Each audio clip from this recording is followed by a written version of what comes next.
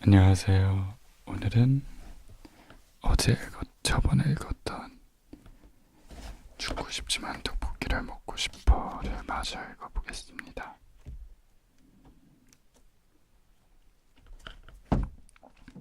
네, 오늘도 나아지는 과정. 힘들 땐 무조건 내가 제일 힘든 거예요. 그건 이기적인 게 아니에요.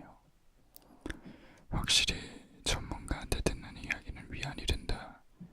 몸에 상처가 났을 때 옆에서 누군가가 괜찮아 하는 것보다 의사가 직접 괜찮아요 해주는 게 더 안심이 되듯이. 그런데 날 너무 착한 사람 혹은 답답한 사람처럼 보는 듯해서 마음이 후련하면서도 불편해졌다. 영화 모임에서는 선생님 말처럼 내 스타일이 아니었고 별로였다는 평을 했다. 녹음한 걸 들어보니 구구절절 잘도 말했네. 어쨌든 겨우 세 번째 정답이고 많은 게 달라지지는 않았지만 나아지는 과정이라고 생각하기로 했다. 아직 집에 혼자 있을 때 한없이 남과 나를 비교하며 내 보잘것없음에 자책하고 힘들어하지만 그 강도가 조금은 얕아진 느낌이다. 누군가가 좋은 나래로 글을 쓸 수 있어야 한다고 했는데 그것도 연습이 필요할까?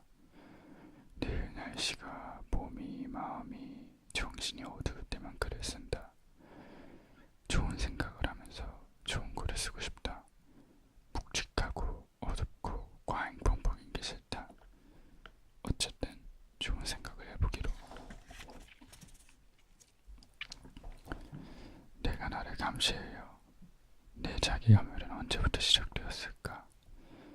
지난 메일을 뒤져보다가 10년 전쯤에 썼던 글을 발견했다. 사람이 너무 상처를 받으면 그 상처를 억압해버린다고 하던데 내가 그랬었나 보다. 전혀 기억하지 못한 일이었기 때문이다. 나는 태어났을 때부터 유전성 아토피 피부였다. 당시에는 아토피가 지금처럼 보편적이지 않았기에 의사는 가볍게 치부했고 시간이 조금 흐르고 나서야 아토피였다는 사실을 알았다. 어린아이들은 아토피가 다 그렇듯이 발다리가 접히는 부분과 눈가는 늘 건조하고 빨개져 있었다. 친구들은 종종 피부가 왜 이래 징그러워 라고 말했고 심지어 내가 좋아했던 남자아이는 대놓고 할머니 같다고 말한 적도 있었다. 5학년 때였나 남학생과 같이 호흡을 맞추며 춤을 춰야 하는 행사가 있었다.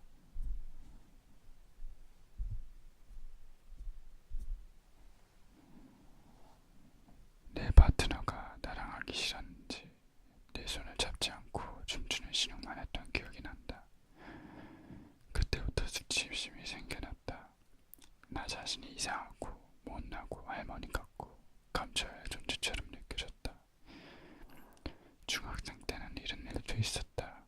그 당시 친구들과 함께했던 온라인 커뮤니티에는 익명 게시판이 있었는데 누군가가 내 욕을 한 페이지 가까이 써놨던 기억이 있다.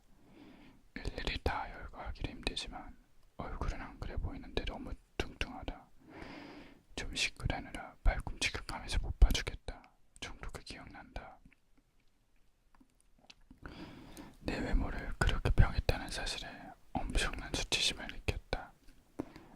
그 사건은 내 기억 속에서 지워졌지만 무의식 속에 남아있었는지도 나도 모르게 내 타올로 발꿈치를 매일매일 박박 미는 모습.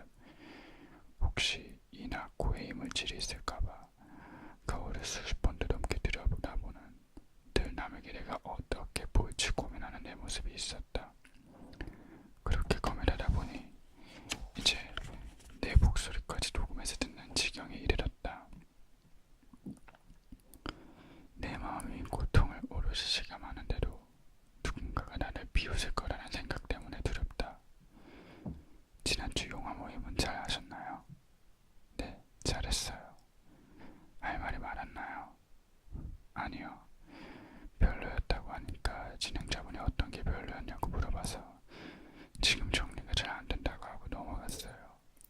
그리고 다른 사람들이 말하는 걸 듣다 보니 왜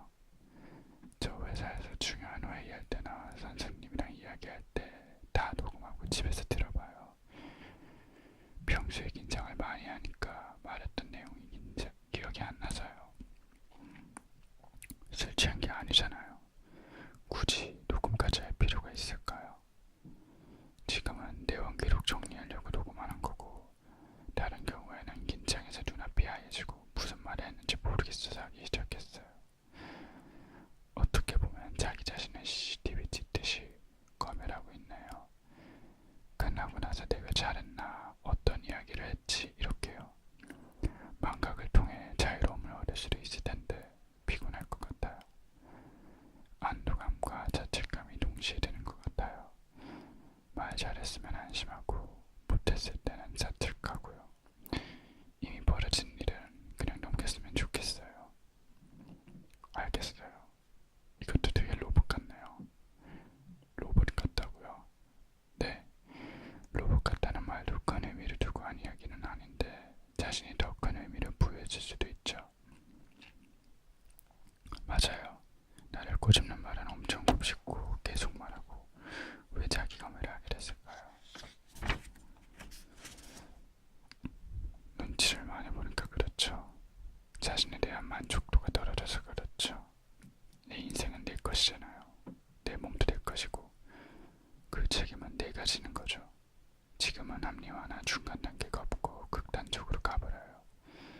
자기 검열이 무조건 부정적인 건 아니지만 합리화를 하거나 다른 쪽으로 생각해 본다든가 하는 여러 색의 스위치가 있으면 골라서 누를 수 있는데 지금은 스위치가 하나밖에 없어서 그게 그냥 켜졌다가 꺼졌다만 하는 거죠. 어쩌면 원인이 있을 텐데 그냥 나 지금 슬퍼, 눈물이 나, 화가 나 라며 원인보단 결과물에 너무 초점을 맞추다 보니까 지금의 감정이 더 심해지는 것 같아요. 극단성과 검열이 타고난 기질 탓도 있어요. 성격은 기질도 있지만 커가면서 만들어지는 부분도 크죠. 언니랑 동생이랑 이야기를 해보면 3위가 다 똑같아요.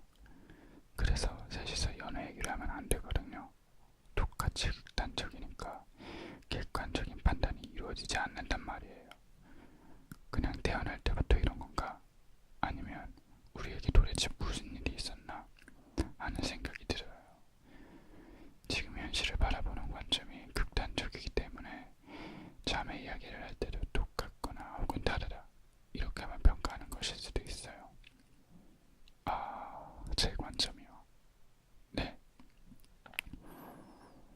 제가 그렇게 극단적이란 말이에요. 그렇게 극단적이라는 게 아니라 그런 경향이 있다는 거죠. 일단 일과 휴식의 공간적인 분리가 필요해요. 회사에서 스트레스 받으면 집에 가서는 쉬어야 하는데 쉬면서 녹음한 걸 듣는단 말이에요. 그러면 둘이 섞어버려요. 수치스러움과 불안감을 동시에 느낄 수 있어요. 알겠어요. 이번 주에는 별일 없었는데도 잠을 못 잤어요. 새벽 4시에 깨면 6시, 7시까지 못 자서 영화 보고 그랬어요. 답답할 정도로 잠이 안 왔어요. 낮에 많이 피곤했겠네요. 생각보다는 괜찮았어요. 원래 사람들이 갑자기 맑으면 얼굴이 엄청 빨개졌거든요. 이번 주는 안 빨개졌어요. 몇 시간 정도 주무셨나요? 평균 4-5시간. 5시간 자고 일어나서 10분, 20분 쪼개서 자는 시기예요. 그리고 회사에서 집까지 걸어가면 40분 정도 걸리거든요. 논밭이 가득한 시골길인데 걸으면 머리가 맑아지고 기분이 좋아요. 혼자 집에 있으면 우울해지기 시작하고요. 왜 그럴까 생각해봤는데 제가 부러운 사람들의 인스타그램 계정을 찾아서 본단 말이에요.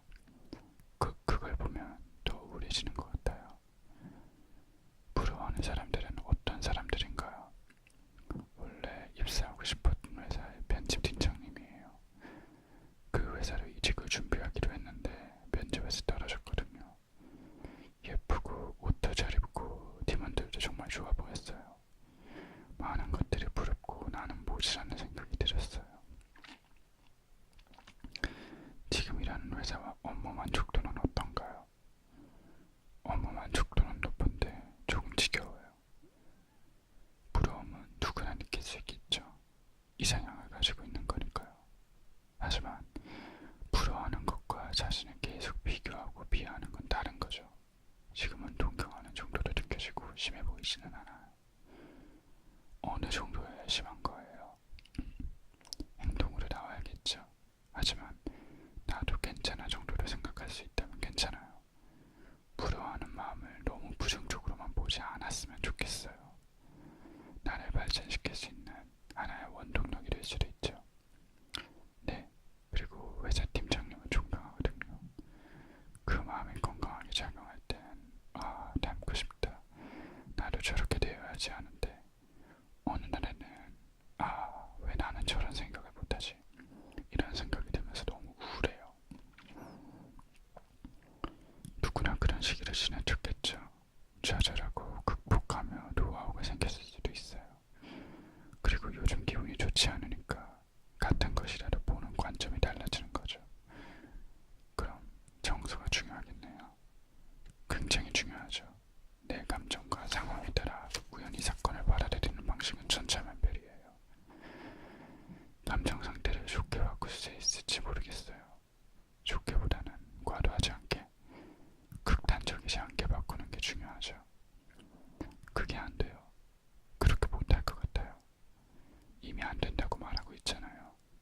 수 있을 거예요.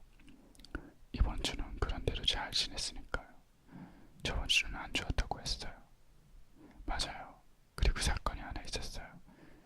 영화 모임 페이스북에 인터뷰가 올라와 있는 거예요.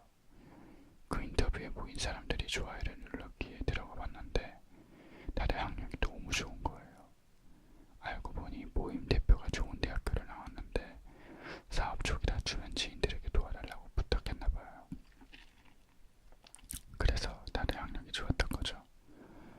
그 사실을 알고 나니까 갑자기 위축되고 모임에 나가기가 싫어졌어요. 그래서 어디 가면 제 학력도 이야기하지 않고 상대 학력도 듣지 않으려고 해요. 우월감과 열등감이 동시에 생기거든요. 예를 들어 대화 상대가 편하고 말도 잘 통해서 제가 편하게 이야기를 했단 말이에요. 그런데 나중에 그 사람이 서울대를 나왔다는 걸 알게 되면 내가 했던 이야기들이 다 무식하게 들리지 않았을까 하는 생각부터 들어요. 대학 나오셨잖아요. 만약 사정이 있어서 대학을 가지 못한 사람과 이야기를 나눴는데 내 말과 행동에 따라 그 사람이 당신은 대학을 나왔잖아 라고 이야기를 한다면 무슨 생각이 들 것 같아요? 그게 무슨 상관이야? 라는 생각이요. 그렇겠죠. 고등학교 때 성적으로 대학교에 갔겠지만 그 후 내가 어떤 관심사를 갖는지에 따라 깊이와 넓이는 정말 다양해지죠. 고등학교 때 성적이 나머지 인생을 보장해주는 건 아니잖아. 그렇죠. 나보다 상대가 우월하게 느껴진다면 같은 조건에서 다른 사람을 비교했으면 좋겠어요. 예를 들어 집안 사정이 어려워서 고등학교를 졸업하지 못했지만 열심히 노력해서 무언가를 이루는 사람이 텔레비전에 나왔어요. 지금의 관점으로 본다면 그 사람의 노력은 평가절하될 수밖에 없죠. 그런데 과연 그럴까요? 아니에요. 아닌데요. 그렇죠. 내가 유리할 때는 그런 기준을 전혀 작용하지 않고 불리할 때만 가져오고 있잖아요. 물론 사회 분위기상 높은 대학이 유리한 면이 있을 거예요. 하지만 내가 지금 이직을 한다면 학력보다 이력이 중요하잖아요. 그렇게 생각하려고 노력해야겠죠. 자동으로 드는 생각을 조금 꺾어보는 노력을 했으면 좋겠어요. 저 자신이 바뀌어야 할 것 같아요. 저는 학력이 콤플렉스여서 편입했거든요. 처음엔 진짜 좋았어요. 그런데 대학교는 외적인 요인이잖아요. 열망했던 것들을 채워도 우울함이 계속되었어요. 열망했던 것들을 채웠다는 게 실제로 내가 열망한 게 맞는지도가 문제죠. 그건 잘 모르겠어요.